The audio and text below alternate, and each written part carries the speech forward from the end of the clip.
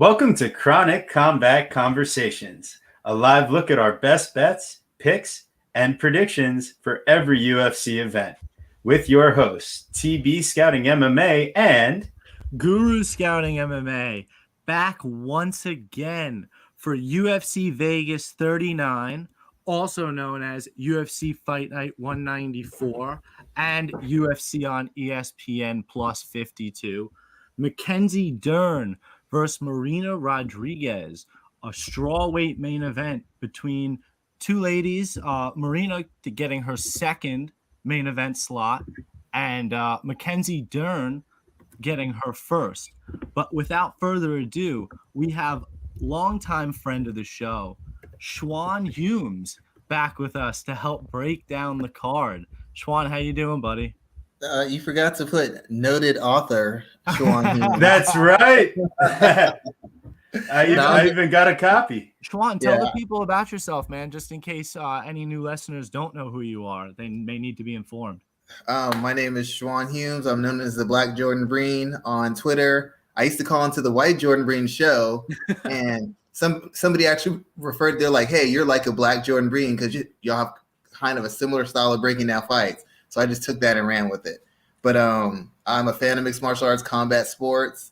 I wrote for different sites: Severe MMA, Combat Press, MMA Ratings, and I have worked for various amateur boxers, amateur MMA fighters, pro MMA fighters, doing scout work, breaking down film of opponents or breaking down their film to help them get better. King Mo, Claudia Gadelia, Illyria, Joanne, Betch Kohea, just a couple different people. Alawale Bamgos, just different people from UFC, Bellator 1 who I've helped. And I just love the sport, and I'm kind of involved in it, kind of invested on the media front, and then in times when I'm helping fighters, you get ready for tournaments recently too, right? I contributed to Chris Rini's. I forgot the name of my own book I wrote in there. Oh no, I cannot think of it, but I'll think of it in a minute. It'll come back to me. But Chris Rini, he's a talented artist and a writer, and he had multiple volumes of books, and he invited me to talk about the Rose Namajunas, Jessica Andrade fights because he felt like I cover WMMA very well, and he wanted kind of an inside perspective on the improvements and the differences between the first match and the second match and what kind of inherent flaws and strengths each fighter had and how that played out in the fights. I love it. And guys, it's The Fine Art of Violence, volume 2. That's why I couldn't remember. Too classy a name. I know, right? But hey, it's an awesome book. It's got all featured artwork from Chris Rini, plus all the articles. Like our friend over here, Schwan, was so kind to do that. And I always got a soft spot for Jessica Andrade, so that's always a good time. Yeah, the art, the artwork in it is really good. I'm not saying that because I contribute with the artwork is really good, and they have some very, very tenured and very seasoned ex-competitors and media and current media members who contributed to the book. So I like to think that I was the selling point of it, but clearly I was like low on the list of star power of those authors. Hey, well, man, you were a contributor, so, and we're always Julie Kedzie and what's this guy, Schwan Humes? Yeah. Schwan Humes. Well, hey, we're always happy to have Schwan on the show. So, hey, without further ado, I mean, let's get down into it. We got a weird card here with 10 fights. A couple have fallen off as we've gotten closer. This is one of those cards I feel like the majority of any sort of casual fans may not recognize almost any of the names on, but it's one of those cards that many people will say is kind of a trash card, but it's actually like one of those sneaky good ones that for some reason overperforms. So I am still just as hyped as any. Yeah. I mean, and hey, we brought on the WMMA specialist here for our big, almost title eliminator, you might think, main event with Mackenzie Dern and Marina Rodriguez. Definitely. Yeah, I think that with cards like this, a lot of people, because they don't have star power, people say it's going to be a trash card. But there's like generally in combat sports, there's the best cards are a combination of this, but it's one or the other. You actually have 3 sets of cards. You have cards with important fights. You have cards with star power fights. You have cards with just good fights. If the best cards have all 3, but generally it's either a stat card with names, a understat card because it has no names, but it's a bunch of scrappy guys and it's well-matched fights, And then you have the in-between where it's just important fights. They may be well-matched, they may not, but it's for number one ranking. It's a contender eliminator. It's a title fight.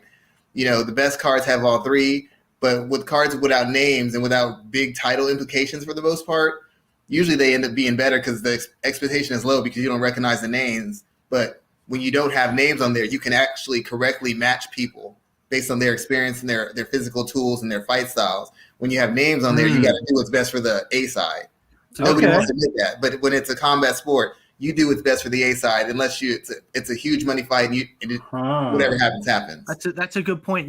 What you're saying, at least what I gathered from, is as a matchmaker, you can play more to like a viewership's matchmaking standpoint. What's actually going to look more aesthetically pleasing? What's going to actually result in a good fight, as opposed to maybe that being a secondary or tertiary option to really being what's the most important being what contractually this A side to B side looks like. Okay, a lot of times you come for the experience. Oh, it's a Conor McGregor fight, whether it's good or bad, it's Conor McGregor night. That's an experience. Whether the fights are good or not, you go for the experience, to knowing that you saw him live. With a card like this, there is no experience, so it better have some good fights on it. That's totally feel that.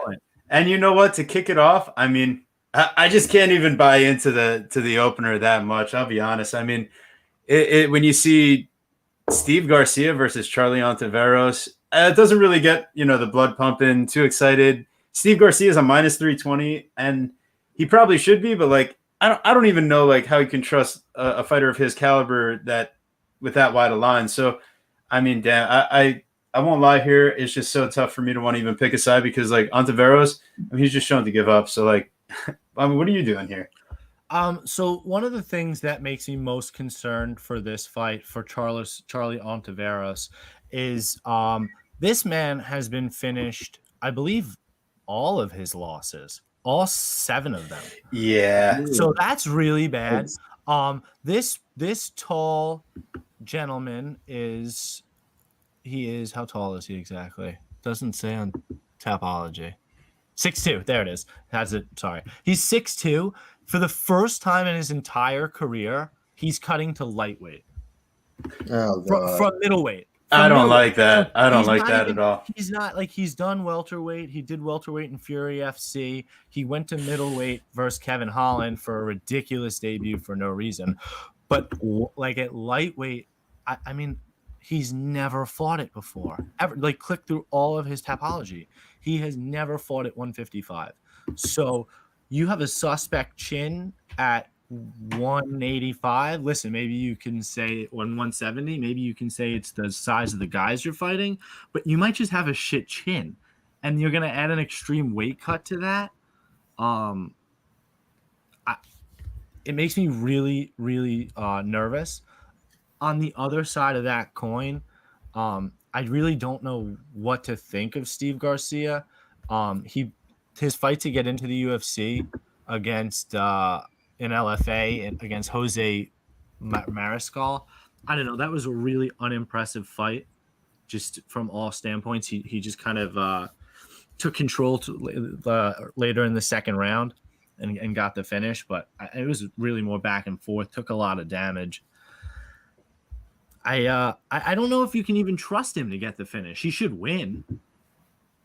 I don't really see Ontiveros really being any danger for him, but to trust him to get the finish, because that's what you need at these odds. At -300, he should be cutting through this guy. Schwan, I'm really curious to hear what you have to say. Yeah, with Ontiveros, this is like the trend in MMA, because a lot of people, and I'm not bashing anybody, because some people deal with camps, but they deal with them on a certain way. If you deal with the camp as a media member or they give you access, your experience with the camp is much different than my experience, because I'm not there for access or as a media member. They brought me on. So the thing they're doing with Ontiveros is they're probably figuring he's not a very big middleweight. He's not physically imposing, but at his height, with his length, if we can squeeze him down to lightweight, he's got huge advantages. It'll make up for his lack of skill with his length and he can at 6'2" at lightweight. Your jab is, if you have a decent one, your jab's almost impossible to get by. your kicks, you're able to kick guys at a range where they can't even kick you back at. You can essentially control range. You can pressure guys. You can counter guys in a way that isn't of the norm in that weight class. And even on the ground, submissions are easier to get because you have more room, more length to your legs, to your arms to hold position, secure an arm, do a triangle, armbar, whatever you want to do. You just have a lot of length that gives you a lot of room defensively and offensively. And they're assuming because those guys in middleweights are really small, light heavyweights. So, hey, if I move down this weight class, these guys can't possibly hit as hard. They might be faster, but I'm used to dealing with bigger, stronger, more powerful guys. So I should be able to physically impose my will and be able to grind on these guys and wear them down and chop them down in clinches and exchanges. They're basically taking a bet that his physical tools and his length and his height will offset any athletic holes he has and actually give him a benefit as far as his chin, because now he's getting hit by guys who maybe are small 170 pounders instead of getting hit by guys who are small or medium-sized 205ers. That's the logic I assume his camp is going through, because otherwise there's no reason for this move, except that you think you have a physical advantage that you can maintain by squeezing down to the lightweight limit.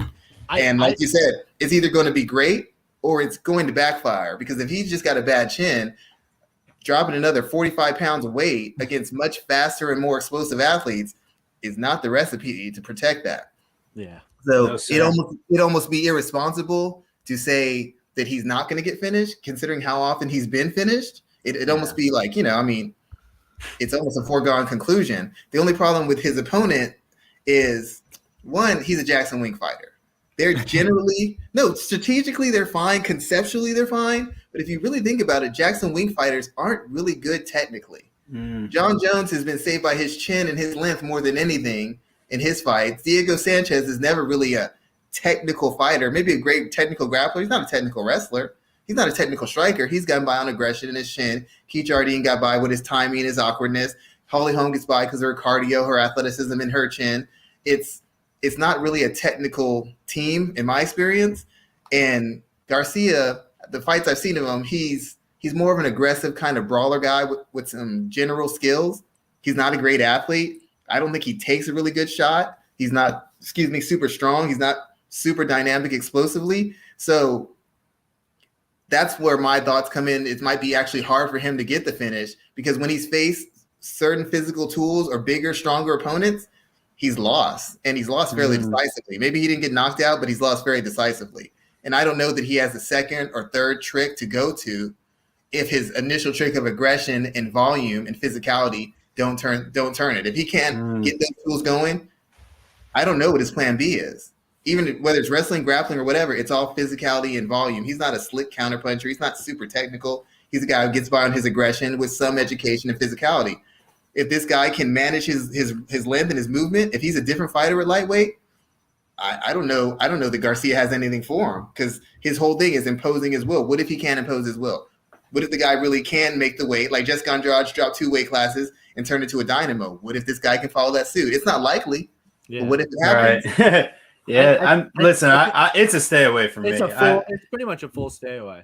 Yeah. There's no reason to trust Garcia at that price, and there's no reason to trust Ontiveros in general. So I think it's safe to say I'll save my money. Plus 180 to go to the distance. I still don't even know if that's juicy enough. Somebody's gonna bet and be like, "See, you should listen to me because I knew it." It's like you can't on this kind of fight. You can't. I won't even proclaim it. Yeah, you're jumping off a roof and hoping someone catches you. That's what you're doing. I feel the same way about this next one. Hopefully we can cut through this one a little bit quicker. I don't even have. I have 0 tape study done on Juarez. Godinez, I was already kind of sketchy about to start with, but it's not Sam Hughes anymore, and it's a late notice opponent. Yeah, there's no reason to even. Yeah, I think Godinez wins, but I can't even profess to giving a good breakdown here. Do we even have a line for the people? I don't even have one posted on DraftKings yet. That's the other issue. Is now that hold on, let's see, is it updated? Yeah, there's still no line for it. So realistically, nothing to talk about, huh? Yeah, just in general, Godinez should win it because she's actually faced legitimate competition to a certain degree. Juarez has not. She's been a regional, and regional MMA is bad. Regional women's MMA is freaking. They're beating up on soccer moms. They're beating up on below average athletes who are just doing this in their spare time. and that's why they think they're so great. And they come in and face real athletes and find out, oh, Well, I'm an average athlete. Oh crap! Interestingly enough, she has 2 losses on her record to Ariana Lipski and to Poliana Botelho, both on the regional circuit, and she has a win over Vanessa Mello. That So, kind of tells you. Those are at least 3 names we know. Which That kind of tells you where she stands, because if you're the prospect on that, you're not facing another prospect on the regional level. They don't put you in against a prospect when you're a prospect. They put you in against no hopers. Yeah, that's it. So the fact that she fought them tells me she was not the moneymaker in this. No. And you know what? It's a good thing to know. And maybe Godinez is a parlay piece, but as far as breakdowns go, I say we get on to the next fight. Yeah. So we got Charles Rosa versus Damon Jackson. And, this one, we got Jackson as a -180 and Charles Rosa as a +155. I'm sniffing around here. Something smells a little fishy to me, to be honest. I need somebody to slap me. I need somebody to shake me. I need somebody to wake me up, because I don't some smelling salts. I don't understand what's going on. Why on God's green earth can I get Charles Rosa at +160 here? I legitimately don't understand it. You watched Damon Jackson get absolutely obliterated by Elliott Topuria, which, you know what? Fine. Let's remove that from the record. Fine. Because Elliott Topuria is a beast. Fine. The Mizrad Bektik win. Have you ever seen something like that? Only if you've ever watched Mizrad Bektik before. The dude dominated for over 4 minutes and 30 seconds of 2 rounds and managed to get submitted early in the 3rd. Oh, he was dead. Gassed. He's just dead. He just blew, he's just dead. He was just completely gassed. So the dude falls into a guillotine choke, lucky win. Great. That's his return fight back in his second stint with the UFC, right? Yeah, second stint with the UFC. Before that, the dude couldn't get a win either. He lost to Yancy Medeiros, no contest with Ronnie Jansen, and had a draw with Levon Makovsky. The dude has done nothing. So in all those fights, he's done absolutely nothing. Went to LFA, choked out everybody. Great, you're savage. Oh, you're getting a PFL? You're going to talk about that flying knee, 12-second knockout in PFL? Because the dude was also straight up unconscious. That was one of the craziest highlights. PFL plays it all the time. By the way, that guy, Movlid Kabaliev, he's fighting Chris Wade for the PFL belt in in 2 weeks or at the end of the month. And that's actually a really good fight. So I'm actually really excited for that. He just beat Brendan Loughnane by split decision, but that's not a card that we're covering. Yeah. I just don't understand what Damon Jackson's going to do. He's got the height and reach, but I don't. It doesn't matter on the feet. I don't really see him with the slick stand up. I think people are doing the MMA math logic, because Damon has a win over what you would consider a prospect, a high ceiling fighter.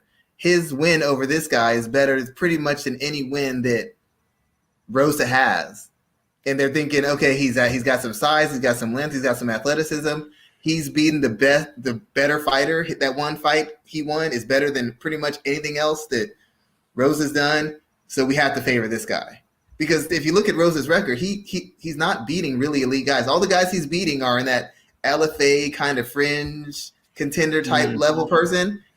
All the better people he's fought, he's lost. So they're saying Damon's beat a guy who would probably beat this guy. So Damon probably can beat this guy because he finished him. That's the only logic I can come to. Yeah, and I mean, he does have a nasty guillotine. That's definitely a go-to move for Damon Jackson. He does have 14 submission wins, but Charles Rosa, you cannot choke this man out. His neck, his shoulders, whatever it is, whatever constitution he has, this guy is in arm triangles. How about a black belt in BJJ? I know. Really experienced. I know, but it's just so weird because you've seen him in so many deep submission attempts, and he just it's his neck just gets an unreal amount of air going through, because I just don't understand how he doesn't tap out to some of these. It really is crazy. If you're not betting if you like Damon Jackson and your play isn't Damon Jackson by submission at plus 330, I don't understand any of it because I don't just because Charles Rosa is better than I think he's better than Damon Jackson everywhere. Maybe he's not as deadly with his submissions, right? But I think he's a better striker. I think he has better cardio. I think he's gonna put on a stronger pace.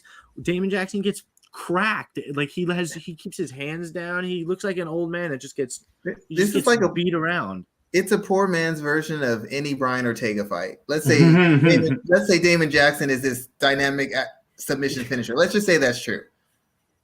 The thing about him is he's not dangerous all fight long. Generally, he gets outworked and out-hustled the majority of fights, and he snatches something. Whether it's in a scramble, whether it's early or late, he generally can't dictate the terms of the fight in most fights against good competition. But he's always a threat to have that one moment.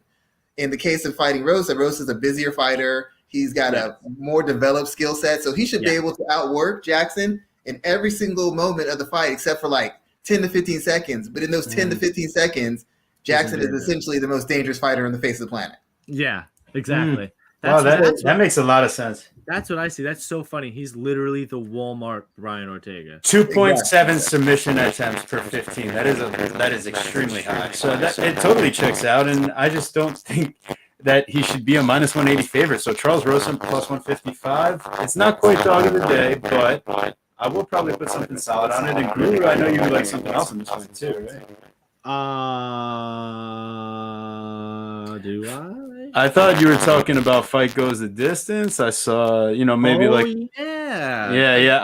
liked it. I liked it. Right now, fight props. You got fight go the distance minus 150 seems pretty solid. I don't think either guy submits each other, and there's not really knockout potential. So I think minus 150 goes the distance. That's a play. I do have a tough time trusting Damon Jackson in general. Like that's fair. He got knocked out by Topuria, knocked out by Kabaliev, knocked out by Kevin Aguilar. But the main thing seems like is the question becomes twofold.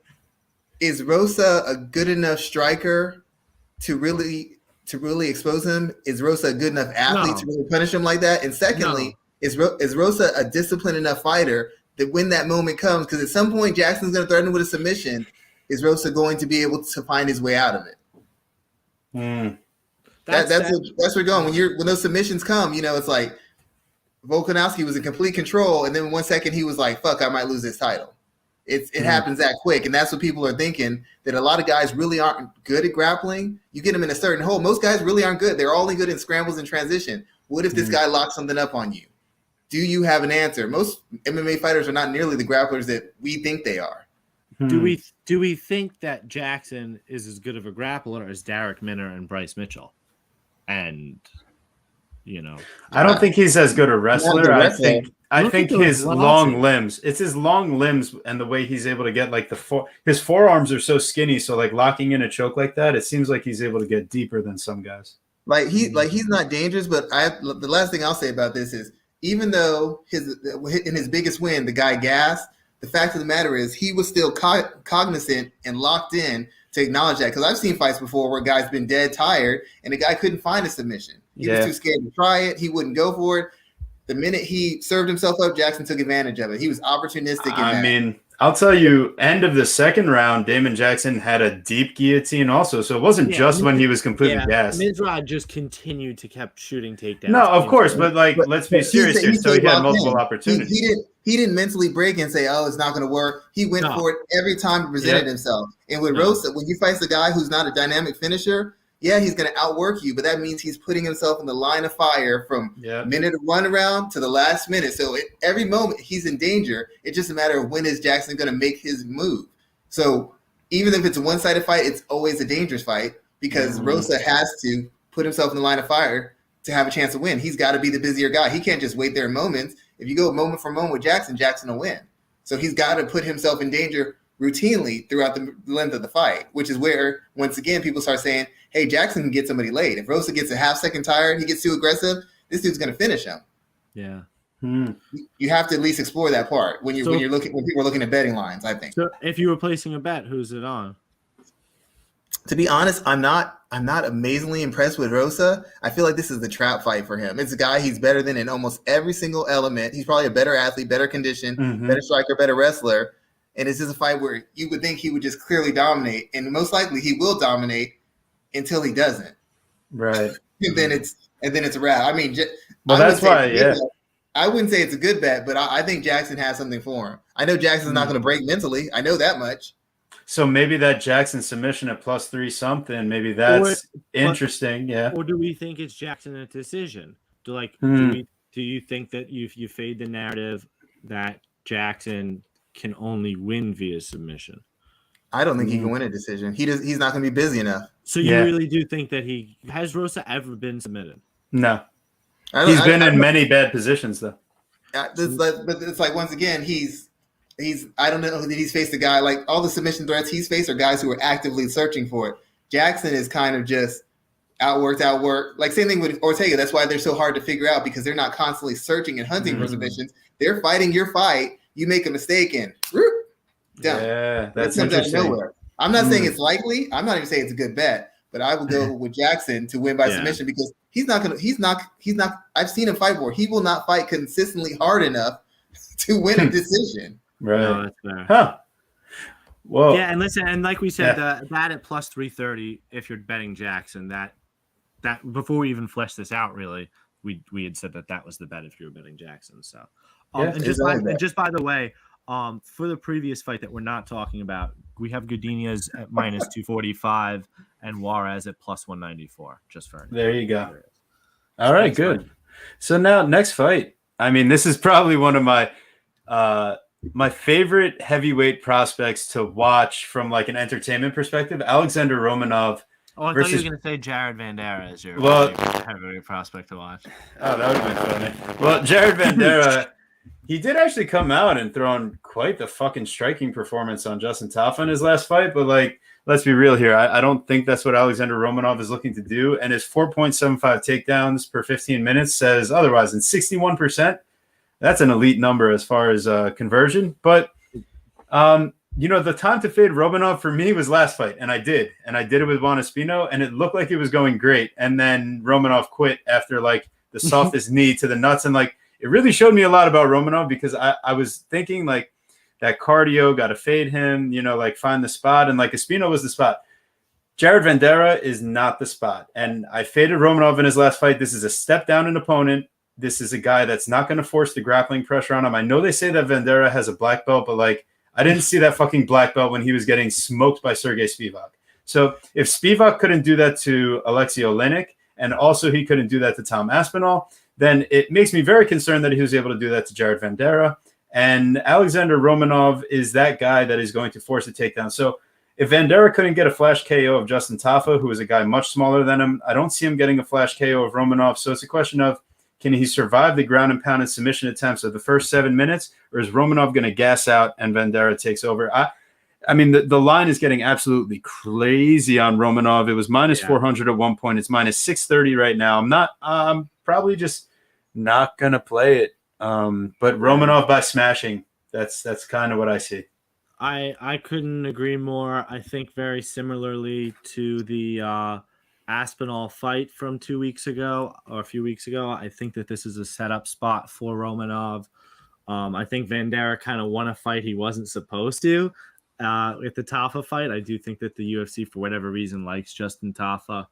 And I think that they kind of are punishing him for that with this one. And I'm yet to see, unfortunately, FanDuel has the prop I usually like for a fight like this, which would be Romanov round 1 and 2. Round 1 or 2, I should say, or 2, whatever. And that prop is currently not posted for FanDuel. By the way, we cashed that prop last week with Alexander Hernandez for anybody who was previously listening. Okay, well, we have it on DraftKings. Alexander Romanov in rounds 1 or 2 is -225. So just like save your money that? On fight parlays. Interesting. So alternative round betting, yeah. So Schwan, what do you got? Just to give you some background of this, y'all remember in Bellator where that guy Gallagher? He used to fight at SBG. He got beat by yes. Ricky something. I forgot. It was Ricky Simon. No, it wasn't Ricky Simon. It was somebody else from ATT. But either way, he got upset, right? Mm-hmm. So the guy upsets him, and you would think they would try to cultivate the guy who got the upset. But because you were brought in to lose, what they continue to do is they just throw you in with another big person. So essentially, you're either going to get knocked off by the next big person, or you're going to you're going to legitimately have to earn your way into a ranking. There won't be any soft touches. That's basically what's happening to Jared in this fight. He beat somebody he wasn't supposed to beat. So you would think, hey, maybe he's got some potential. Maybe we can build him up slowly. No, he wasn't supposed to win that fight, so we're throwing him in another fight he shouldn't win. That's gonna be his reward. The guy he beat is going to get soft touched back, build momentum. Jared's going to get thrown into the deep end, and he's going to have to keep on swimming. And once he drowns, then they'll be like, oh, see, told you he was a can. They're going to kick him out. That's how that works. They're not going to try to build this new guy who showed something. They're going to, because that guy who beat Gallagher, they kept throwing him in with elite guys. And I'm like, I asked his manager, I'm like, why the hell are they doing that? They're like, it's just the way they have it set up. They wanted him to lose. He beat their guy, so they're not doing him any favors. If he wants to stick around, he is going to have to earn it. That's what they're doing with Jared. They're giving him a fight against a guy who stylistically is probably a better overall athlete, a clearly better grappler, a clearly better wrestler, maybe who's limited as a striker and isn't the mentally toughest guy if he comes to taking punishment. But the style of striking that Jared has, I don't think it translates to beating a wrestler of this caliber. He's not a stick and move guy. He's not a fainting guy. He's kind of I come and overwhelm you. That just said react to take he's gonna end up on his ass. Honestly, TB, the way you said it before that you kind of fluffed off the minus 225, I honestly have to disagree with it, because when you look at the double chance, if we're gonna handicap this fight or play it at all, because I do think that there's money here, because Romanov double chance minus 280 minus 280. So that's by finish. And we just discussed how Romanov isn't the mentally toughest. He's not going to have the cardio to push it. And Vandera's style is he's not going to play Mr. Cautious, pick him apart from the outside, stuff takedowns, and try to Wonder Boy this shit. No, he's going to go in there and take his fucking swings, and then he's going to end up on his ass, and then he's going to end up 0% takedown defense. Book it. So minus 225 Romanov to win rounds 1 or 2, because it's not because it has to end small cage. That's a big factor. He doesn't. There'll be no room to run. Even if he tries to run, there's no room to run. And let's be real. If Romanov sits there and lay and prays for 15 minutes, I mean, I don't know. He's got bigger issues than my lost ticket. He's not Dana White will be fucking furious. So what about? Do you want to be on Dana White's good side? I mean, you want to be exciting, but no offense, a win is a win. If I'm going to get cut, I want to get cut from the UFC on a win. Hey, I was 2-1 in the UFC. I left on a win. I don't know why they cut me. Boring or not, the loss is unacceptable. But like you said, if he gets in a rough spot, or if Jared just keeps forcing his way back to his feet and really resisting on the ground, there's a good chance Romanov might be like, oh my God, dude, this isn't worth it. And he'll mentally check out. I totally hear that, but I just was looking here. Romanov and under 1.5 is minus 150. If you think, like I said, those 7 minutes are really where he's got to get it done. Minus 150. That's a little bit that's almost a solo play worthy right there. I know you love the plus money plays, Gooden. Yeah, that's interesting. But if anything, I think if you really do think that Vanderaa is going to be that guy, which I don't, you could hedge out if you want to. I just think Romanov, he's one of those guys you throw in your parlay, and the price, damn, it's definitely not appeasing. But I feel for you. I feel for you guys with a fighter like this, because he's got all the skills for it to make it easy bet, but he's so shaky up here that you can find a reason for anybody to beat him. You're like, yeah, he should do this, he should do that, but if this guy gives any resistance, oh my Lord. That's it. You know what? I honestly almost want to. It could really go the wrong way. It could end in fucking 60 seconds, but I almost want to. I almost want to fade the narrative here. Spivak finished late round 2. His LFA lost late round 2. 2 decision losses and a round 5 Kimura loss. Those are not immediate. No. And they're certainly, I believe, after that 1.5 mark. Yeah. Interesting. I mean, either way the fight goes, you won't be surprised if Jerry goes and gets totally tapped in 2 seconds. You'll be like, I saw that. If Romanov quits and halfway through the second round, you'll be like, saw that too. So honestly, it's probably just a stay away. The line is just too crazy. Yeah. I totally. I always hate that feeling. Wait, listen, you always can wait for weigh-ins and face-offs, see if like somebody looks like he's about to smash him or he looks scared or something. But like, I don't know. At heavyweight too, it's not like you're gonna see much of a weight cut issue. So No, I feel that. Well, hey, I think we got at least a solid read on how the fight can go, but. This next one, I think we got to break out the hammers here because we got Chris Gutierrez versus Felipe Colares. And I got a feeling that we might have found a little spot over here, huh? Guru, take us away, huh? Oh, I should take us away. Listen, take us away. Take us away. Listen, I really like Chris Gutierrez here. This is a fighter and a type of fight that you look at and you're like, oh, minus 265. Is this a price that you're actually willing to pay? I really think that Chris Gutierrez is one of those quite talented up and coming fighters that again, he doesn't have the wins of the best of level of competition, but he's through now. This will be his 6th UFC fight.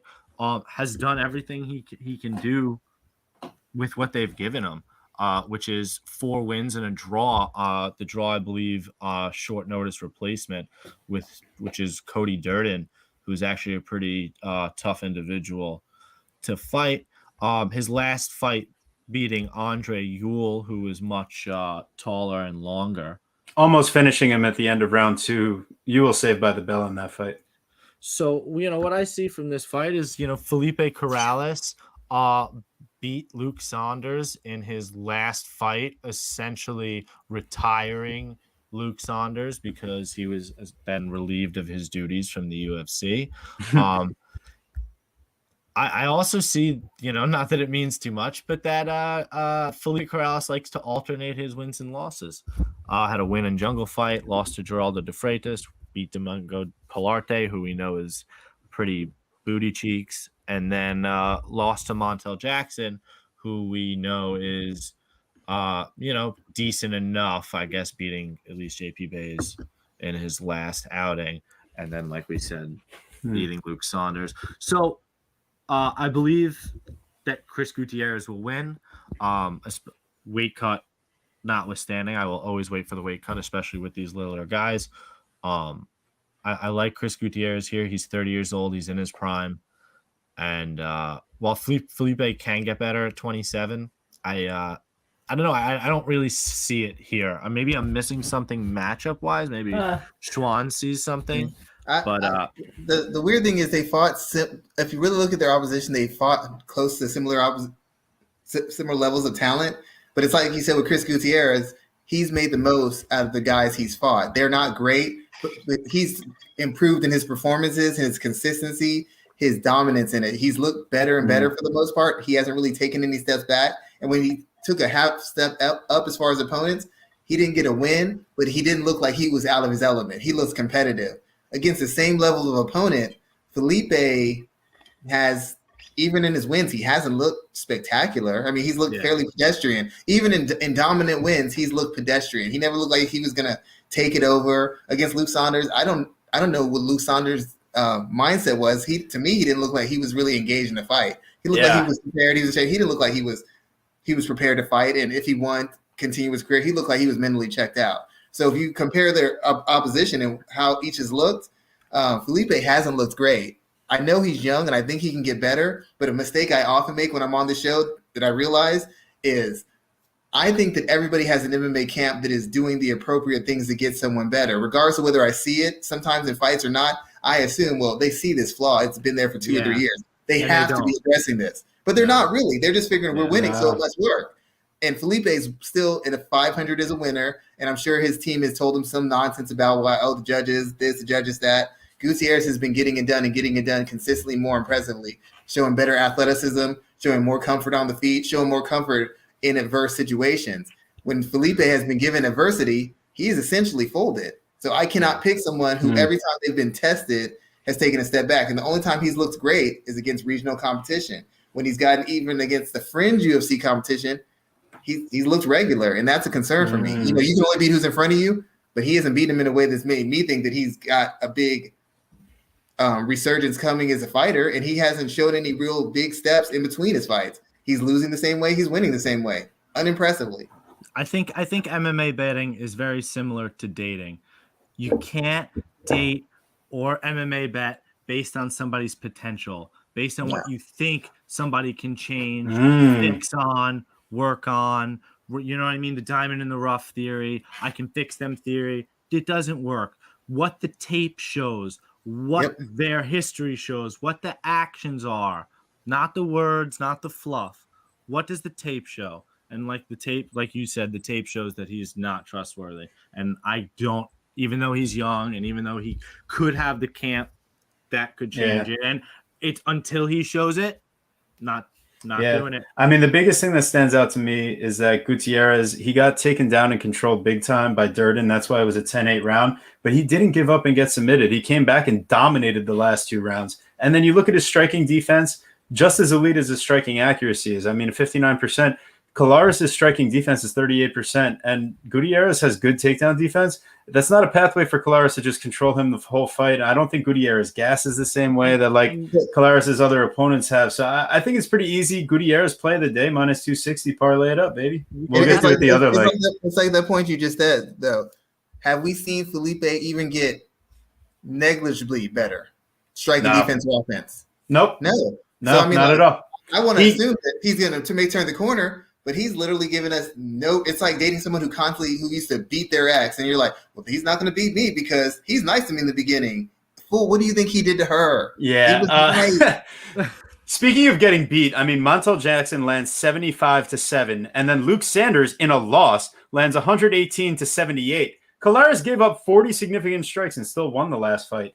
That's crazy to me. And he gave up a knockdown. So if that happens in this fight, I honestly, my favorite play on this fight. He's boxcar Homer. He's boxcar Homer. That's it. And like Chris Gutierrez by knockout, I couldn't believe it given, the power, the leg kicks, plus 350. The decision's minus 110. Fade the narrative. I'll take a Chris Gutierrez knockout. Let's go. Plus 350. So I'm going to parlay him, and I'm going to throw probably another 10 to 20 bucks on a knockout. Chris Gutierrez is definitely part of my play of the day parlay, which will probably be, honestly, with 9 fights, will probably be like my biggest play and possibly like my only play of like 3 or 4 plays. Like, I mean, really, this is slim pickings this week.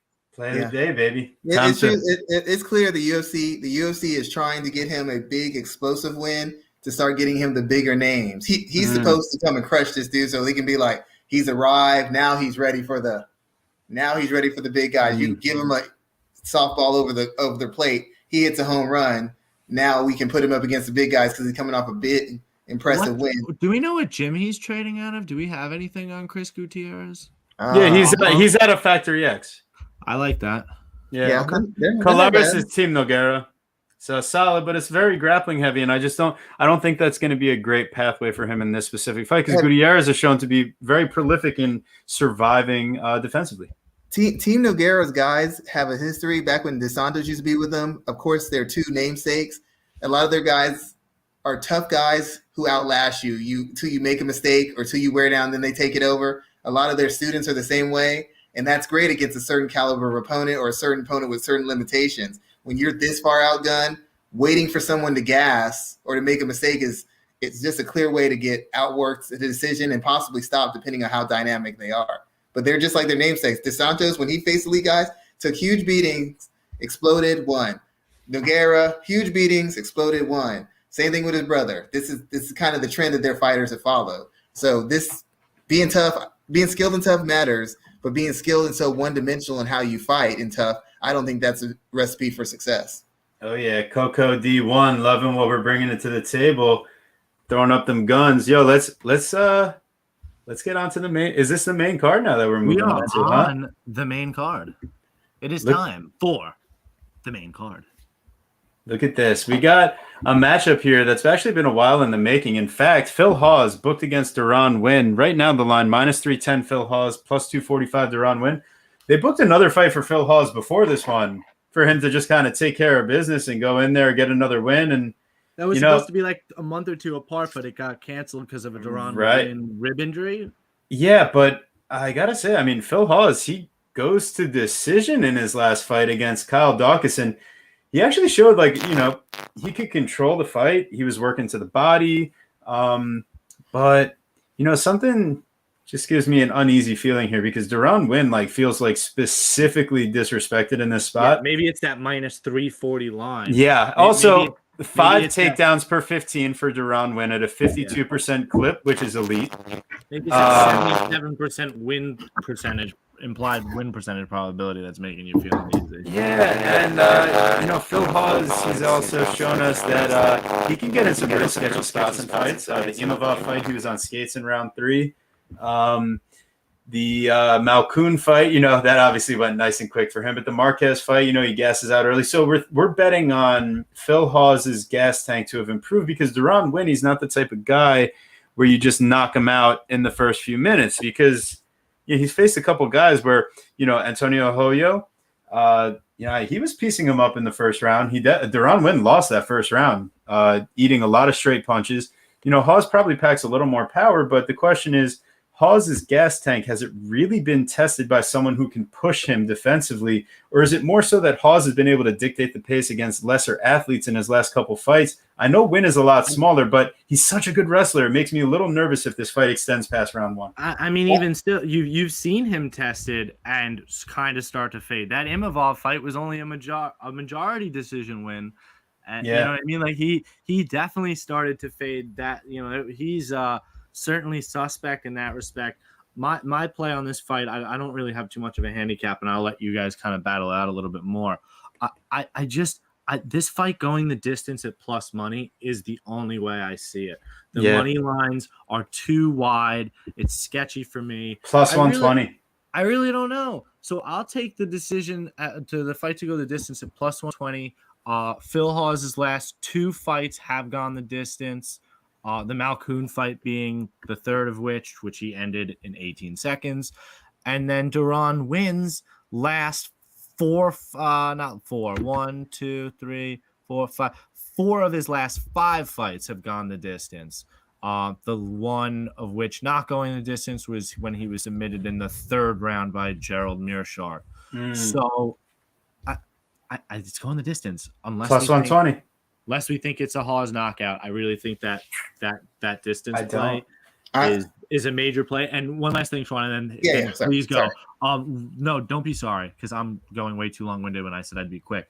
One parlay piece I really like is the fight to start round 2 at minus 290. So I feel like, because for sure we're getting through round 1. Okay. Again, as long as he doesn't get sparked. So. All right, Schwan, talk to me here. What are you thinking? Yeah. My issue with Winn is Winn's tough. Oh my God. Sorry. Holly Holm is out of fight night against Norma Dumont next week. Just breaking right now. Aspen Ladd is likely the replacement, according to Oh, my God. At 145, right? Oh, I hate that so much. Anyway, Sorry, Schwan, to interrupt again. We have to. Breaking news must be released. We're on the cutting edge here. It's not journalism, sir. But Winn kind of reminds me of Daniel Cormier in the sense. He's very durable. He has some athleticism. But outside of his wrestling, I don't know how good a fighter he is. Like, when you talk about him pushing Hawes, he'll push guys and wrestle and tie up and clinch with them. But is he really landing all that much strike? Is he really punishing guys like that? I don't recall him being a particularly dynamic or busy or effective striker with anything he's doing. So he'll push you by being in your face and getting in extended exchanges and making you fight off takedowns and stuff.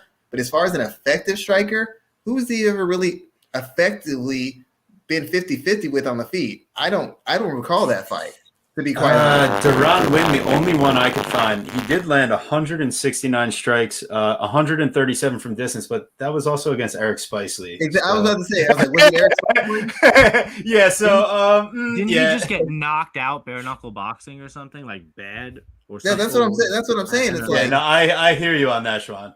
It's almost like a poor man's John Jones, Daniel Cormier. Wow. Winn has the toughness and athleticism to damage you in spots, but he has none of the subtleties or the crafts. He doesn't double jab his way in. He doesn't pivot, step over, and counter. Even his takedown attempts are more grinding and physical and aggression than. I mean, I know he's got high level wrestling, but the way he gets to it in the cage isn't like some slick feint, slip under, get behind you, suplex you. He grinds you down, he pressures you. He wears you out, and then he just rides you out and beats you down and breaks you down. But on the feet, he's not very slick. He's not very creative. So is he really going to push Phil on the feet, or is he going to be like a target? Because I've seen Winn get rocked and backed up quite a bit in a lot of fights. And against Joe Mearshart too. That's why he gave up his neck so kindly. Yeah. So I mean, Hawes's newfound conditioning is probably a mirage. It's Mariah Carey said it's a vision of love. It doesn't exist. But the fact of the matter is, I don't know that Winn's the guy to expose it. And if he is going to expose it, that means he's going to have to walk through hell against a guy who is actually not a high-level striker, but for MMA terms, a fairly dynamic, athletically striker. And I've seen him rocked by guys who are not great athletes. Huh. And I can't imagine. And he's with AKA. I think AKA has notoriously had poor strikers. They're functional strikers. Like, they can get the job done, but they take as good as they get. Name me one AKA fighter who hasn't taken a beating on his way to win. Khabib is only because it's wrestling, but when he's got to stand-up exchanges, Gaethje got to him. McGregor got to him. Daniel Cormier, everybody gets Daniel Cormier. Uzdemir got to him. Gustafsson got to him. Jones got to him. Patrick Cummins landed on the feet. Everybody from that camp gets touched. Winn is no different. I think personally he should drop another weight class where he could really impose himself physically. In this weight class, I don't know. I think Hawes might really get him. It might get him early. Okay. Honestly, when you look at Hawes's record, his finishes are only early finishes. Like, I mean, his first fight ever was a second round win, but every other fight has been a first round finish for him. That otherwise it was a decision. Yeah, there's a chance that Winn could. Let's say he rocks him early and Winn could actually come on. But once again, I have to really believe that Darren Winn is doing enough against a guy, and Hawes is a better athlete than any of the guys who's rocked him. So he's not making that weight cut. Yeah, exactly. He's more set for this weight class. Winn to me looks kind of. I don't want to be disrespectful. He looks kind of chunky at this weight. Oh, 100%. Yeah. So he gets super defensive about it too. Yeah, kick his, stay at distance. You don't even go for the knockout. Stay at distance, kick his legs, throw a front kick to his body, throw a long jab to his body, long right hand to his body. The first round, second round, come out guns blazing. It'll be a knockout. It's real simple. He doesn't have good footwork. He doesn't have good striking. Just pick him apart. Front kick, front kick, front kick. He gets eager, step side, counter, check hook, done. I mean, Phil Hawes is not going to do that, but that's how you I'm gonna ride with the sketchy place here. I might put like a little baby something, nothing official, but maybe a little baby something on Winn. This is like, I feel like when you look at who's betting on who for this fight, it's just going to be a list of just like Phil Hawes, and then like there will be diehard MMA pod. I saw he's on Winn, maybe someone else, but like, I just dude, shout out Clint, but like. That's my thing. Is like I just feel like this could be like an ultimate fate in the narrative spot where we all look back and we're like, damn. Or is it Megatron Phil Hawes? Really getting built up, especially with DC's body. It's a good name. Like I don't think that Hawes is an apple pie shitter because I mean, if it is, it's what we would learn about Phil Hawes if he loses. Honestly, we really won't. It won't be much. It would be what we always knew is that his cardio is suspect and so is his defensive grappling. I have one question for you. It's all about slowly wearing out your opponent. That's 100% correct, man. Thanks for hanging in. And we did also hear the Kevin Holland stuff in Park. Fucking legend. What a guy. He is a legend. I was unbelievable. Yes. Has Darren Winn fought anybody with any sort of wrestling background outside of Hawes? You know what? I'm not even sure. Damn, that is a damn good point right there because I don't think so. And Dr. Phil is in the building. There he is making his appearance. Yeah, Darren Stewart is like the only guy but he's not even like really wrestling background. Yeah, no, he's not even really a dentist. Nah. So yeah, that's a good point. I mean, really, like he should still dominate it, but when you have a dynamic striking advantage and you're a fairly accomplished wrestler with some athleticism. Those takedowns aren't quite as easy to get, and you can get in some spots where you can be severely punished for those takedown attempts. That's essentially how John Jones shut down Daniel Cormier. Daniel Cormier is much better MMA wrestler, but that length, that athleticism, that physical strength offset him just enough. And I see a lot of reflection between these two fights. Yeah, well, hey, let's. I think we fleshed that one out. Let's get on to our next fight here. This one is going to be really interesting. Sabina Mazo drops back down from 135 to 125 and meets up with Maria Agapova, who comes off of a pretty serious knee injury. and a long layoff to come back. And here she accusations is. of being a crackhead. Yes. Oh, yes. Yes. What was that? Marina Moroz? Yes, dropping the that. Iron Lady. So, yeah, I will say that is absolutely hilarious. And but I think listen, Agapova, obviously at this point you would hope, maybe she got a little bit of her personal life figured out, all that stuff. She said okay, all right, let me go get the training. I got my money now. I got a car. She won't fall off her bike and scrape her elbow like she did, whatever. But like when I watch back Maria Agapova's tape, and I'm seeing she's just like extremely wild and loose with everything that she does. So Sabina Mazo is extremely technical and patient, and she's a high volume striker as well, and one that's shown that she can go to decision against a lot of competition, even at 135 against Alexis Davis. So I know it's very attractive to take the person that was like minus 1,500, and now she's the underdog, and she's had to have made a lot of improvements in her time off. Well, she got kicked out of American Top Team, so she's actually been training somewhere different recently. Actually kicked out? Well, she wasn't training with them anymore, I'll tell you that. So is it for crack? No, not for crack. I think she was smoking too much pot, probably is more what it sounded like. And like, Moroz just wants to take it next level. But like, just the way I see it with like she's Russian. You might as well be smoking so crack. with like Mazo and Ukrainian, Agapova, sorry, I mean, listen, they have the same experience, but Mazo's faced such better level of competition, and her stats are like elite level as far as output. And I'm gonna try to have the same experience though. What was that? I said, do they really have the same experience? Because when I look at who they fought, one person's fought, they fought some similar people, but one person's fought a much better, maybe not a higher ranked or better athletes, but just much more trained, rehearsed fighters than the other. Yeah, I would say it's more they have the same record, the same exact record, but when you flesh out that record, yes, it is nowhere near the same type of deal. It's not the same 9-2. You're 100% right about that. I mean, it ultimately comes down to Agapova. She has a hard time versus a certain level of athleticism against Dodson. She had better skill sets than Dodson because Dodson is really a one-trick pony. But Dodson was much more physical and much more dynamic athletically. When she fought Tracy Cortez, who also has who has a shallow skill set, she was much better athletically. And now she's facing someone who's not just technical, but well-conditioned and a better athlete.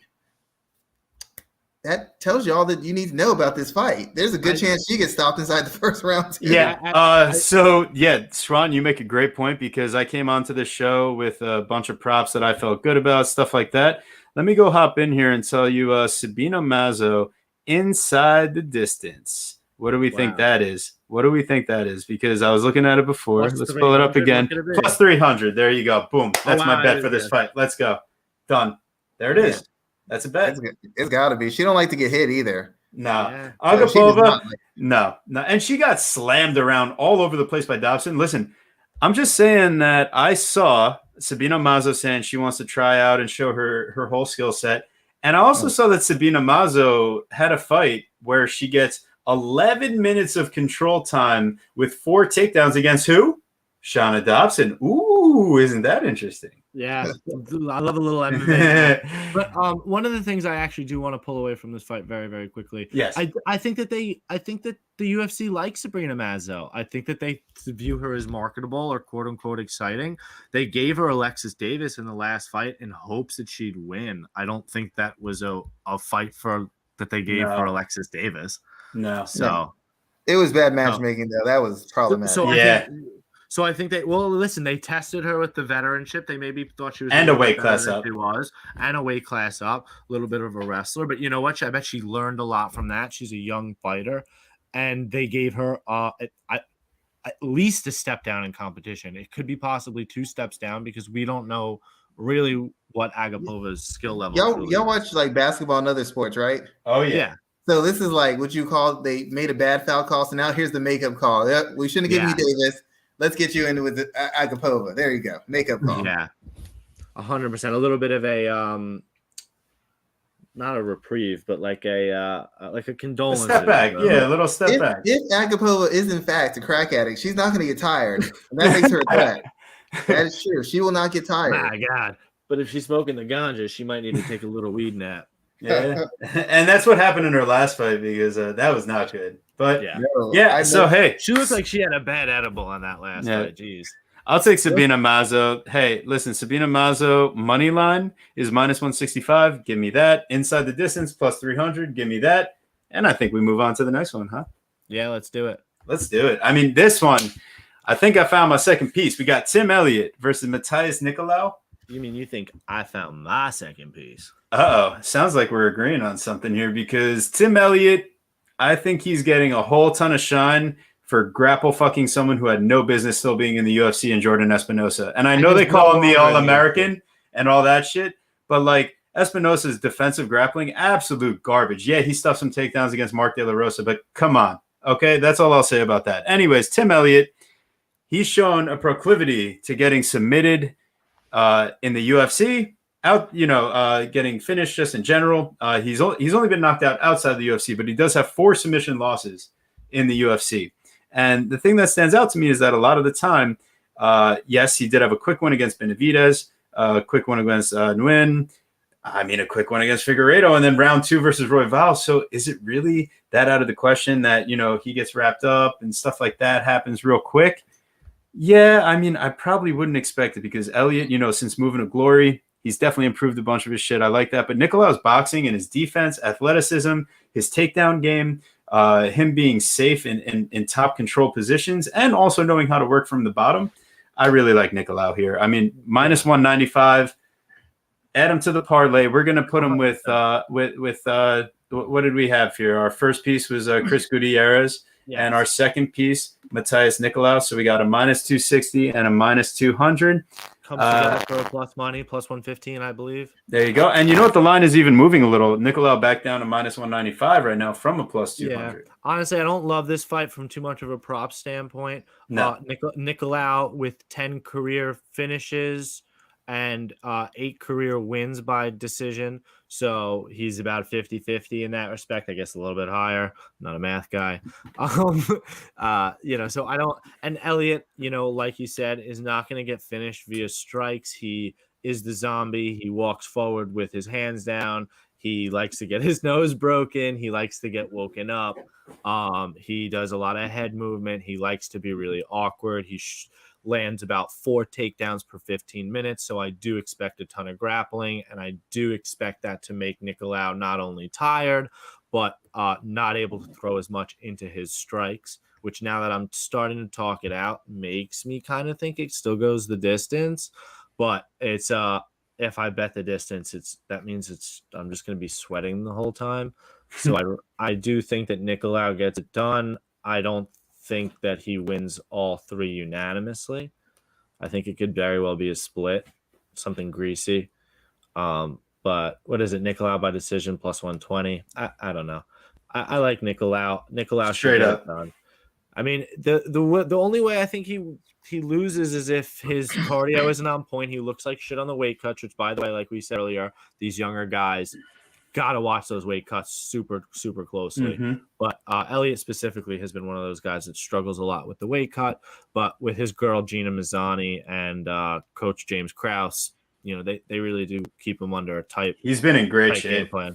Yeah. So and at this stage of his career at 34, I think he's learned that he doesn't have time to fuck around. So I think he's a little bit more serious. But that being said, he's still walks forward with his hands down, still awkward, still relatively low fight IQ in that respect.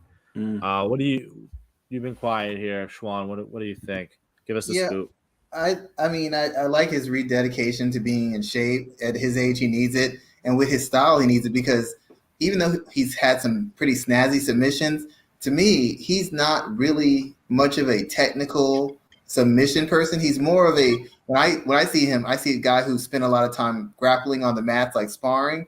So he's got a certain kind of comfort and flexibility and reactive. He kind of operates in chaos. There's not a real structured way he approaches grappling or he approaches wrestling, and that's what makes it hard for people to handle him because he'll just he won't secure position. He'll just leap into submission. He'll just spin over here and go for this. He'll be in a bad position and he'll just try to explode out of it. He doesn't have a systematic way of working out of it, so he makes you work because instead of him going from A to B to C to escape, He's going from A, skipping B, going right to C to get out. And it's hard to figure out his rhythm and figure out his timing. The further along he goes, the easier it is to figure out what he's doing and how to cut it off. It's the same thing on his feet. He likes to move around. He likes to dip and hop and jump all over, but there's not a real offensive structure to what he does. You'll miss 2 or 3 shots, but he won't make you pay for them because the way he dips and moves puts him out of position to actually counter you consistently. And even when he puts shots together, the way he throws his shots kind of serve him up to be countered or to be taken down. And he's okay with that because he forces scrambles and looks for submissions. Against Nicolau, I essentially feel the first round will be the most trouble he gets him in. And if he doesn't finish him in that round or put him into tremendous duress, Nicolau should slowly be able to chip him up and break him down. Because even at this age, being in good shape, even in his prime, Elliott got tired. Against what's his name, Demetrius Johnson, he got tired in all his fights. He gets tired because of the manner in which he fights. He doesn't set things up. He doesn't go through a structure. It's boom, boom, boom, boom, boom, all over. He could use a slip and a parry, but he's going to use a big jump and a dip, an extensive energy-burning dip to get away from your shot when he could have just went like this. He's going to this. He can't maintain that pace, and he doesn't have any fundamentals, in my opinion, good enough fundamentals to conserve his energy and protect himself defensively. So Nicolau might have some trouble in the first round, but after that, he's going to find his time. He's going to start chipping away because Elliott runs out of ideas. And once he runs out of ideas, he relies on his toughness and his willingness to take chances to win fights. Yeah. So if you can just be methodical and defensively sound, you'll outwork him. I don't think there's a finish, but I don't think there's a finish. I think y'all are right. But given his age and how long he's been fighting and how reckless he gets defensively, that knockout loss, that finish is coming. That finish is coming sometime in his career, sometime soon. I love it. A couple random things. I love this fight to be won by split decision, which is a prop on DraftKings at plus 330. And then I also like, what is it? The fight to be fight of the night, possibly, right? Do they have? I don't know what they have that prop at.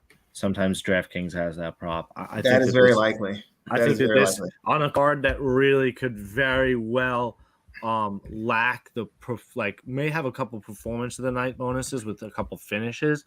I think will really lack the fireworks fight needed for a fight of the night. I think that this fight could be the one. If maybe not the co-main event too, because that one's going to be another sketchball fight. Yeah, so I mean, the way I see it, that's a parlay piece right there. I'm not going to touch the props on this one because I just feel so good about the money line, and I agree. It's time for the co-main event, huh? Weird ass co-main event. Yeah. Where did this come from?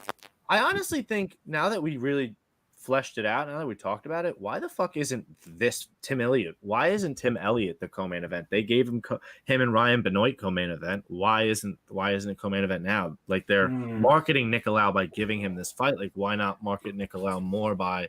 I guess maybe they like Randy Brown. I don't understand that. I don't think they like him that much. They haven't really pushed him in any real way. I mean, he hasn't won enough to be pushed, but I don't know. I don't know that either one of these guys are the future of their division. I'm kind of caught off guard by this myself. I mean, it should be a good fight, but is it really important or future stewards of the division? I think they were looking for some fireworks, right? I just think that I feel like Randy Brown is hitting that stride right now, where Jupiter interlines with Mercury. You know what I'm saying? I just feel like all the things are kind of coming together right now for Randy Brown, if that makes any fucking sense at all. At 31, I feel like he's coming into his prime. He had that great win versus Alex Oliveira. Is that really a great win, though? Listen, man. Yeah, I think so. Because Nico Price is somebody I thought to be more physical and more technically sound than Randy Brown. Or not technically sound, but just fucking better fighter, more brute. And obviously, since Nico Price smashed him with those hammer fists, but Randy Brown at least finished Alex Oliveira, and whereas Nico Price barely was able to get that job done last week. Yeah, so, I think Randy Brown has impressive boxing. Yeah, I don't know if I trust Jared Gooden to use the leg kicks necessary to dissuade Brown from coming forward enough. Jared Gooden is so low output is his problem. Yeah, I think he just stares in the mirror. Yeah. He admires his work as well. He might land a good leg kick and then stand right in front of him for the through punch combination return. He's going to take every bit of that. So he admires his work. He's not a dynamic enough striker to admire his work, and he's not very busy. So even if he finds something, he's not going to attack the leg nearly enough historically to do enough damage to offset what Brown's going to do, because Brown fought Nico Price. He's not going to be offset by 1 or 2 leg kicks. He'll walk through some fire. He fought Alex Oliveira, who's a dynamic Vicente athlete. Luque. Yeah, Luque. He didn't back down. He walked into the fire. Gooden's not that kind of athlete. And defensively, once you get past the variety of his weapons, he does not have much. You get into that mid range with him, he's a non-option. He's a non-option defensively. So Brown's a better athlete. I think he's a better striker. I think Gooden has a wide range of skills, but I don't know that he's got the athleticism or the skill level to dominate anywhere. Yeah, I think Brown, even it could be interesting enough where like he's got such long limbs that he could hurt him. And this is something that we saw in his last fight. He lands that right hand, and then down goes Oliveira, and boom, he jumps on the back. Randy Brown, his finishes in the UFC, I mean, he's got 2 knockouts, 3 submissions, and 2 decisions. Yeah, Randy Brown. Yeah. Yeah, so I mean, like, listen, Randy Brown by submission plus 330. I was just thinking that Gooden has only been finished once, which is some weird strikes against the cage against Bruno Oliveira, which is a name we should recognize. Yeah. It's just I don't know what that fight was. I'd have to see that in Titan FC. I'm just not sure. I feel like Randy Brown, I don't know. Like, I don't know if I'm being too cautious. What's Randy Brown double chance? Randy Brown by finish is plus 120. Oh, that's kind of interesting because the other. I like this fight inside the distance. I don't know. I don't know that since Gooden is so low volume. As a low volume martial art person myself, I'm like I never fought, but in sparring, people be like, it's really hard to put something together on you because you're not giving enough for me to work with. Oliveira served himself up. Even Luque would serve himself up because he's so determined to damage you. Gooden isn't trying to damage you. He's trying to win a professional fight. Yeah. He's trying to land efficiency and accuracy. He ain't trying to blow you out there. So he's not going to serve himself up to big counters or submission finishes. He's going to pick his spots and be very careful in what he does. So like I said, you can lose and then you can lose. Gooden only wants to lose. He doesn't want to lose. He'll get out. He's not taking chances to get KO'd or submitted. He could, but he's never taken those chances. And that's why he's been alternately so successful, but not successful against a certain caliber of opponent. And Randy Brown only loses to a certain caliber of opponent. Jared Gooden is not that caliber of opponent. And you know what? As long as there's a good weight cut, let's fade that narrative. Randy Brown has finished or come to a finish in his last 1, 2, 3, 4, 5 fights in a row. His last decision being with Mickey Gall and Bilal Muhammad.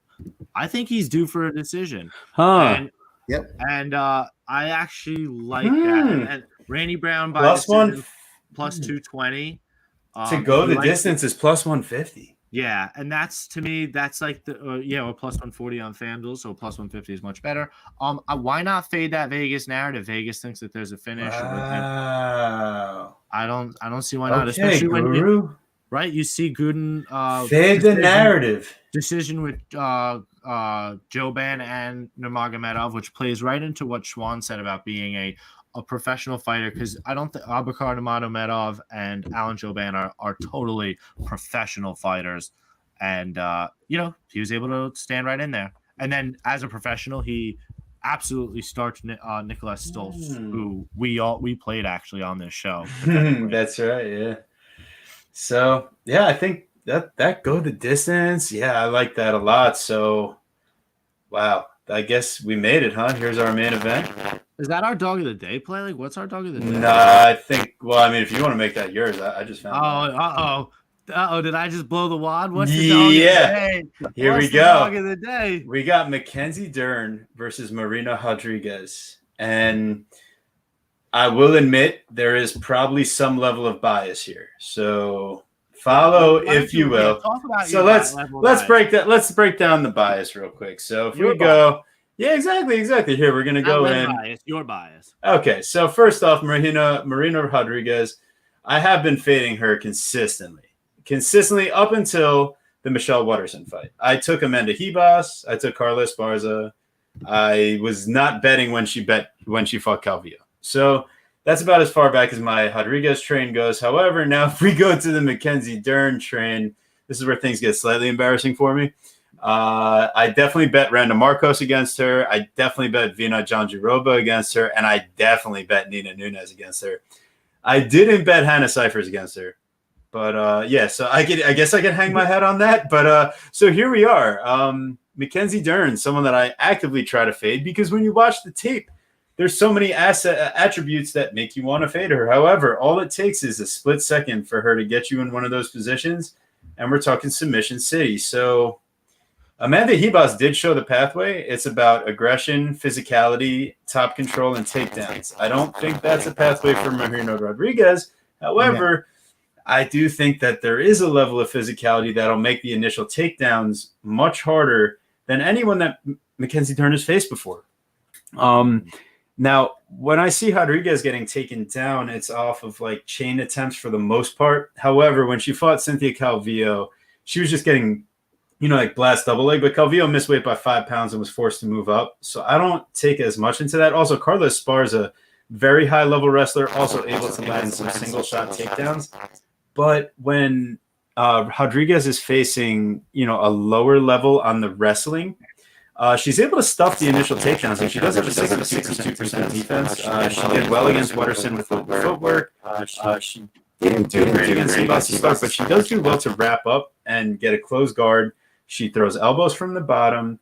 And while she is a little too comfortable sitting in those positions, I don't think Dern is one of those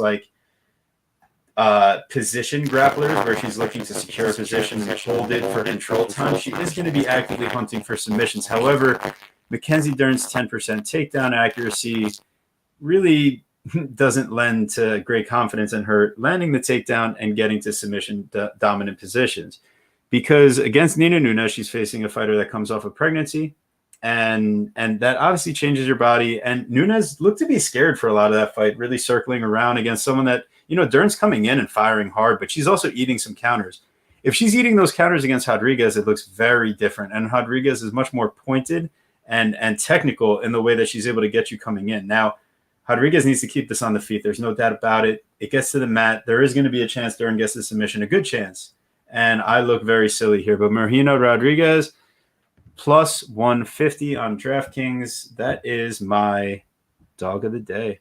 I just think that the stand-up is too much. And while Dern has shown improved stand-up, combos, walking forward, the ability to take a punch and go through it, I don't think she's ever faced a striker like this before, or someone that does have, maybe not the best get-up ability, but very good closed guard and defensive grappling capabilities. So talk me down off my dog of the day, boys. Hit me.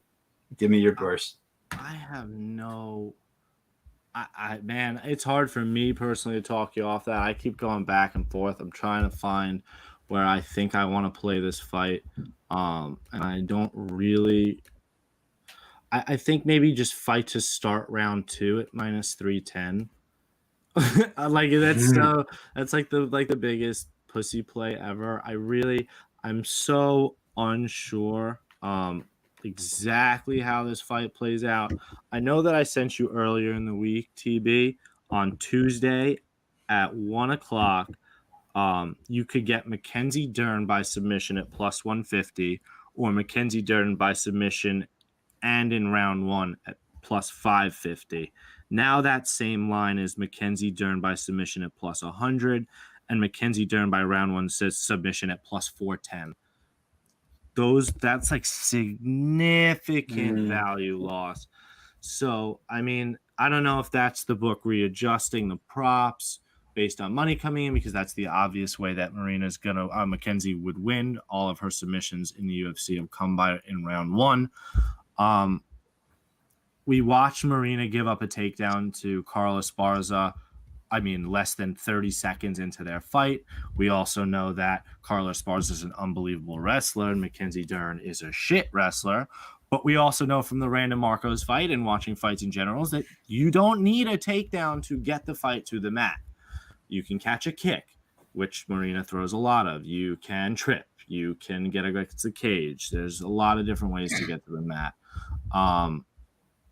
We also know that Mackenzie Dern because of her grappling advantage, doesn't mind throwing absolutely everything into her strikes because it will cause a clinch. It will cause a clinch position, which even if Marina is stronger in the clinch, better in the clinch, all you got to do is body lock and what does it go like watching? If anybody's ever seen Psych, don't go boneless on me, Gus. You just grab her and you just go boneless and you just take her to the ground with you with all your weight.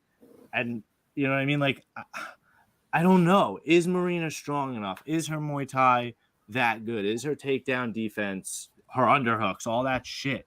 Is it going to be good enough to keep this fight standing? I feel like the play I want to take is the over, but I like the over 1.5. Now I see it over at 2.5. So I don't really like that as much. So hit me, Schwan. You're the expert. Can you either get me on Tyler's side or give me what's the word? Some credence to my skepticism. I see why people like Marina. The thing about her is she has a width of skill. I don't know that she's particularly deep in any area. I mean, yes, she's a good striker, but she's not like Valentina, Joanna good. She's very good, very competent. She's good, competent in wrestling. Even though her takedown defense isn't great, she's not, like you said, she can defend the initial takedown. You don't just bowl her over by touching her legs. She's not like that. And she can grapple.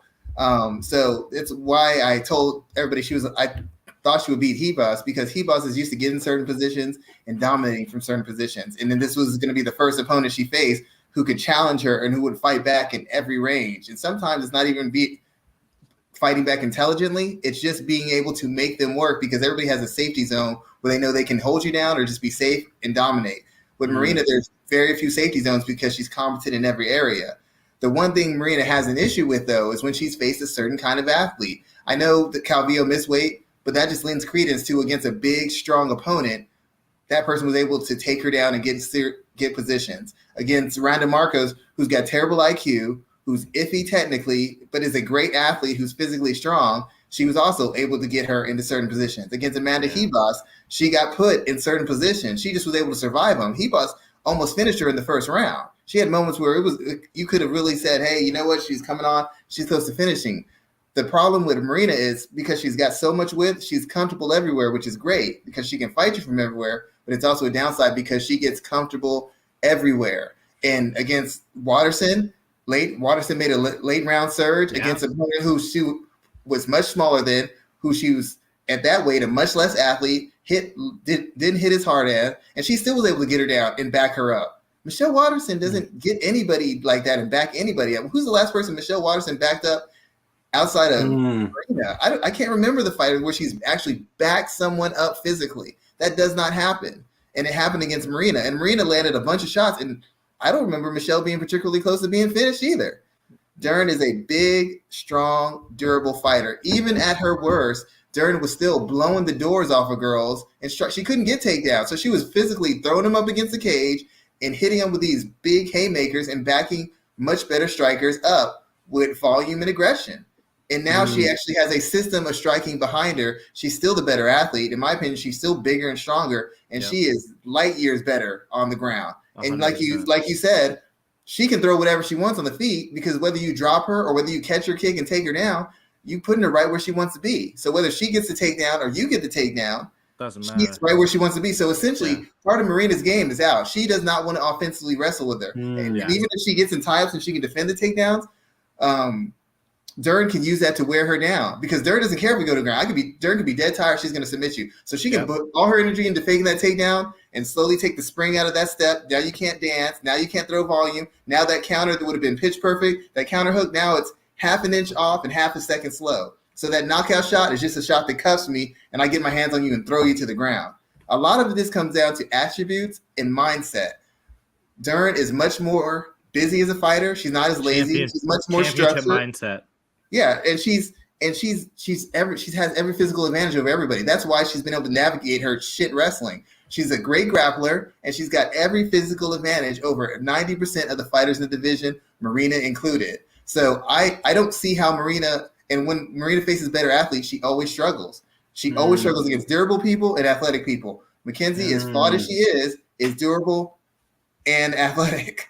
That's a bad recipe. That's Shout a bad out, recipe for her. shout out to former guest, Lucrative MMA, James from Lucrative MMA. He had a tweet this week that I really liked, and it's that similarly, Casey O'Neill and Mackenzie Dern have the tape that when you watch, you want to keep fading, but they keep winning. Yep. And it's just he's always just so insightful, James, and just that tweet, just that thought, and it's exactly that, and it's what I had said to you when I heard Eric Nixick on MMA Lock of the Night show. It's just when he talked about Casey O'Neill in the gym, that ferocity, that attitude, that I don't care what it's going to take, I'm going to rip your limbs off. You're going to have to put me down to put me out. Like, I mean, you're going to have to put me out to put me down, whatever. Like, that type of ferocity, like, it's not Damon Jackson. You know what I mean? It's you really, like, you can be a professional fighter and not have that ferocity. Dern's the same way. I've never seen her broken in a fight. Dern has that ferocity. She got thrown left and right by Hebus, and she got right back up to get thrown again. At no point did she it was dumb IQ wise, but you're like, she's not afraid of getting thrown. She's not embarrassed. Like, she just, I don't care. Let me get at her. You can't teach that sort of thing. Rodriguez can outskill, just like Shevchenko was outskilling O'Neill. Then O'Neill just said, "You know what? To hell with this. I'm not tolerating this position anymore." Go ahead. No. I cut you off. It's like, I'll just give a backstory. Like, you know, Mandy Bobby Cooper, right? Yeah. She used to fight the UFC. At one point, I knew her coach. I knew somebody who knew her coach, and I did this long breakdown about Cynthia Calvillo that another camp stole to help beat her. I know this for a fact because they emailed me pictures of all my notes where they're highlighting that shit. Didn't give me any credit. This is actual fact. I can't say the person's name because I don't want to get him in trouble. But he saw what I wrote, and I did a breakdown of Amanda, and he liked it. So he's like, give me some input on Amanda Bobby Cooper. She's going to be fighting such and such soon. And I just started listing off the things she does wrong and how it's going to expose her against Dern, because Dern is limited as she is. Dern is a real fighter, and she's got great athletic ability. And they didn't listen to me. They're like, no, we got this striking. We got this plan. And I'm like, Dern's just going to jump on you, and she's going to blow your doors out. She's either going to knock you out, she's going to submit you. Dern just gets in her face, and Cooper did not expect her to be as ferocious or as intense with her strikes. And so she just got completely overwhelmed, got beat the hell up on the feet, thrown to the cage, finished, submitted just like that. And that's when Dern didn't have a lick of structure to what she's doing on the feet. It was just aggression and a mean streak. Now she actually has structure because Perillo is teaching her how to touch the body, how to occasionally use a jab, how to slip a little bit. She's not defensively sound, but she will make you pay for every shot you land. And I don't know that Marina is a good enough technician, nor do I know that she's a good enough athlete to do enough harm that she's going to break Dern's will. Dern was in a war with Jandiroba. She was willing to engage with Ronda Marcos anywhere, and even at her worst, she has never folded and she has never backed down, even when faced with a superior athlete and a superior fighter. How is Marina going to dissuade her? She's not going to submit her. She's not going to out-wrestle her for 5 rounds. She could possibly outstrike her. That's a 50-50 proposition because Dern's more durable and Dern hits harder. Yeah. I definitely, I don't think I'm on the Rodriguez side with you. I'm not sure if you still are. I definitely want to see weight cuts even still. I personally think that the narrative to fade in this fight is the under. I think that Mackenzie Dern has fallen in love with her striking. I think that, especially after the Randa fight that ended really quickly, I think she's itching to show the improvements she made. And then that's over a year ago now. She had the Nunes fight, and she didn't, after the Jandiroba fight, the Nunes fight went super quick too. I bet she wants to show her striking and her wrestling improvements. And I think in a 5-round fight, she finally gets the atmosphere to do that. And she may still get the submission like in round 3. I don't think a little sweat is going to stop her from locking in a fucking arm. Over 2.5. Plus 105. Listen, that 2.5 number just gets me jazzed. I like maybe to start round 3, but I just really, I like Mackenzie Dern and maybe over 1.5 at plus 175 because I'm addicted to that plus money. Otherwise, you can get Mackenzie Dern in the over 1.5 at minus 135. Like, I mean, what's her money line? Her money line is plus minus 170. So yeah, I mean, I would take 35 cents off to go half a round. I mean, I'm cool with that, I guess.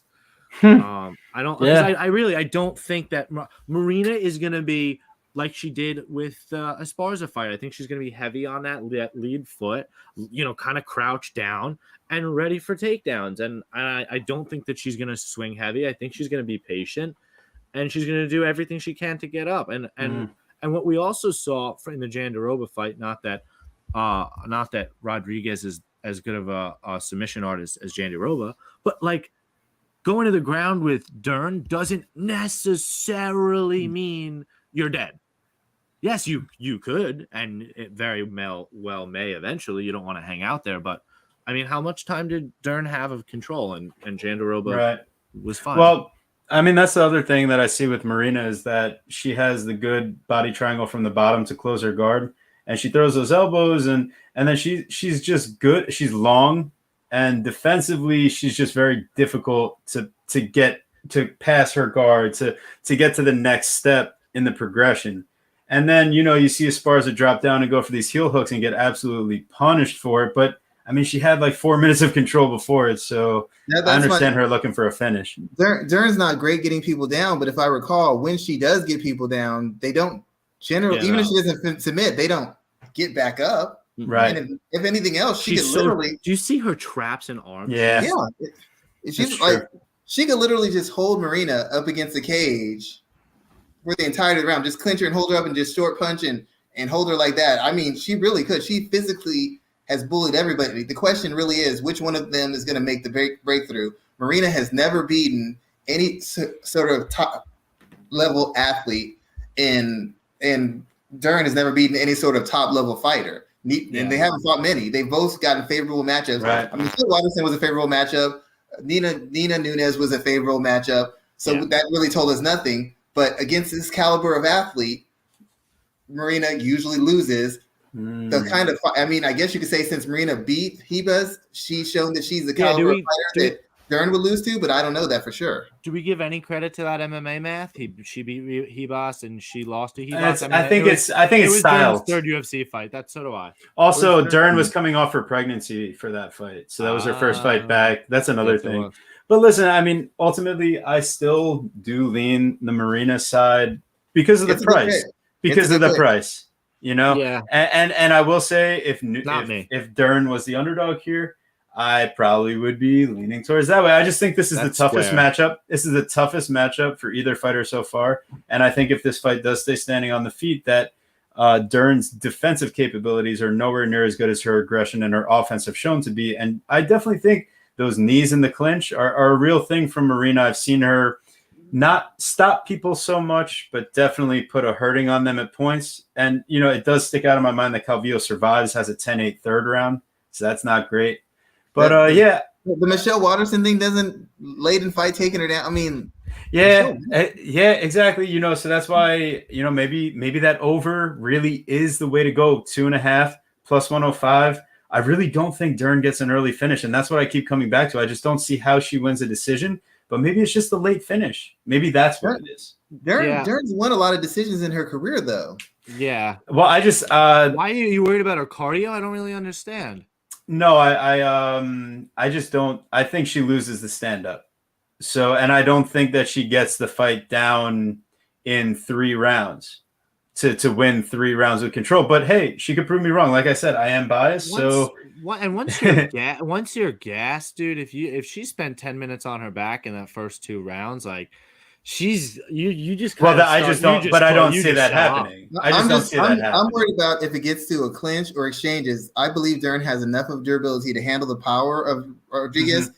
I don't know that Rodriguez's cardio is good enough to constantly defend those takedowns and still have the spring in her step in round 2. Or round 3. She might have a good round 1, but round 2, round 3, all those grappling exchanges, I feel that's where she's gonna get a half step slow.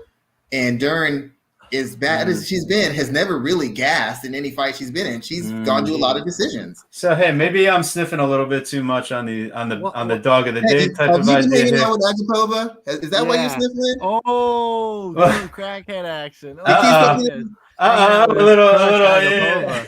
But didn't Marina drop the Calvillo and Esparza, both of those round 1 10-8s? Was that no.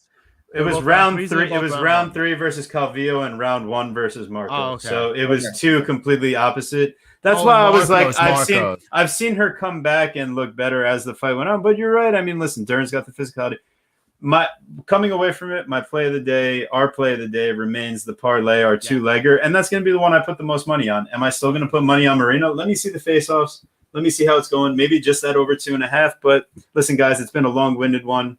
And really long. We've had a great time. Schwan, thank you so much for coming back, especially doing this live stream, man. This is great. It was fun, man. I like you said, you're like MMA can kind of be a soul-sucking venture, but like doing y'all show, interacting with y'all, even online or interacting on the show, is one of the things where you're like something you look forward to. I'm like, my day's gonna be shitty, but hey, live, what a guy! It's gonna be great. We had you, man. We had to get you back. Hey, anytime y'all want, man, I'm glad to do it. This is like always a highlight of my week. I mean, I like my show and all, but this is like This is a highlight of me. And let me tell you, man, you're our first guest on our live show. So and you came on last time. You know, oh man, it's just so great always having you on. And keeping you coming back. Was that the first black guest? Because that counts too. Hell yeah, there we go. So it's a trifecta, right? Yeah, but we love it. Thank you so much. Thank you guys for tuning in. Throw us a like, subscribe. Guru, take us away, man. Yeah, listen, everybody, thank you so much for tuning in. Like TB just said, please follow us on YouTube. Subscribe to our channel. Follow us on Instagram at Chronic Combat Conversations. Follow us on Twitter at Chronic Combat. You can find me at Guru Scouting MMA on Twitter, Instagram, Verdict, and Tapology. You can find my partner, TB Scouting MMA, on Instagram, Verdict, Tapology. Oh, yeah. And then what about Schwan? Where can we find him? Oh, my God. Guru cut out. It's okay. I'll take us away. I can't hear him. But, yeah. So we got amazing. Sorry about that. I hit the mute on my thing. And we got our amazing guest, Black Jordan Breen, Schwan Humes. Schwan Humes in the building. Awesome. Always having I just wanted to always say, anybody who listens to the show, these guys, they really love the sport. They make it fun to talk about. If I ever see them comment on any social media about a fight, I instantly got to figure out what they're thinking, because I respect their opinion. And I don't respect many people's opinions because most people don't know what the hell they're talking about. That's including coaches in MMA camps. I don't listen to a lot because they're idiots too. No offense. Some of them are really good. A lot of them are not. So I listen to these guys. I think you should support these guys. I have a great time on the show. And anytime you see anything they're associated with, you should support it. I know I do. Every time I try to retweet everything and send people as many people as I can to the show, because y'all are great guys and great at your craft. Great at your craft. Great show. Very professionally run. Tons of fun. Highlight of my week every time I get to do the show. I love that. You're the man. Seriously, thank you so much. No problem. Thank you. You guys are great. Anytime you let me know, I'll be here for you. We love that. Seriously, that means everything. Guys, till the next live stream, thank you so much for tuning in. We will see you next week, we hope, for Dumont versus whomever. Probably, I guess, Aspen Ladd for what's the run of those ratings? Get that ESPN money. The rest of the card actually looks like better than this week's card, but that main event has just that will turn people off. I'm not watching the whole card to see that. No, I'll catch it on the replay. Till next time, guys. Thank you. Thank you.